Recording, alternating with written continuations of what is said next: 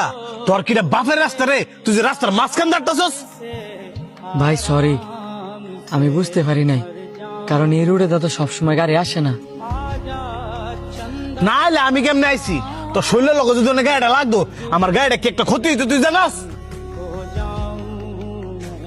ভাই আমি সত্যি খেয়াল করি নাই। তো বেখেয়ালি মূল্যের রাস্তা দাঁড়স করে গরব হয়ে থাকতে রস না, কিছু কইলাম না আজকা।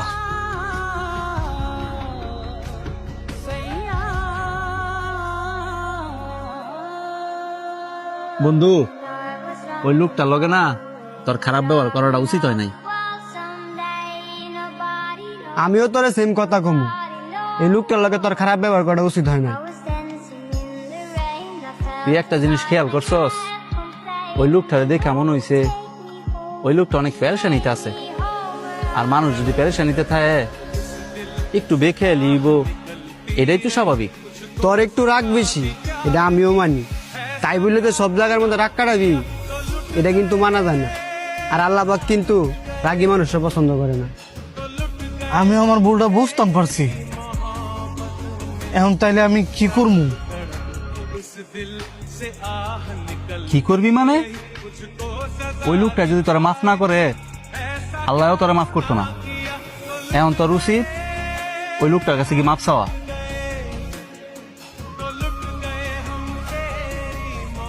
আয়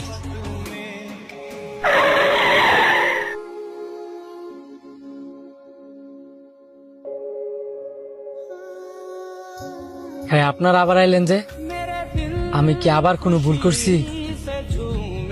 না, আপনি কোনো ভুল করেন নাই, ভুল করছি আমি। অযথা আপনার সাথে খারাপ ব্যবহার কইরা, আপনার দোষ না থাকা সত্ত্বেও আপনার গায়ে হাত তুললা। এইভাবে বললেন না, আপনার জায়গা থেকে আপনি ঠিকই করছেন। আমার এই বেখেয়ালির কারণে আপনার গাড়ির সাথে যদি আমি ধাক্কা খাইতাম, আপনার গাড়ির যেমন ক্ষতি হইতো, আমারও ক্ষতি হইতো। আমার বন্ধুটা একটু রাগী, যে কারণে রাগ কন্ট্রোল করতে না পাইরা আপনার লগে খারাপ ব্যবহার করে লাইছে। আপনি কিছু মনে করেন না, আপনি মাফ করে দেন। না না, আমি কিছু মনে করি নাই। আর মাফ আমার থেকে লেগে চাইতেছেন, মাফ করার মালিক হচ্ছে আল্লাহ। আপনি অনেক ভালো মানুষ, এই এলাকায় কি নতুন? যে এলাকায় নতুন, ওই ব্যাংক কলোনিতে আমরা বাসা নিছি।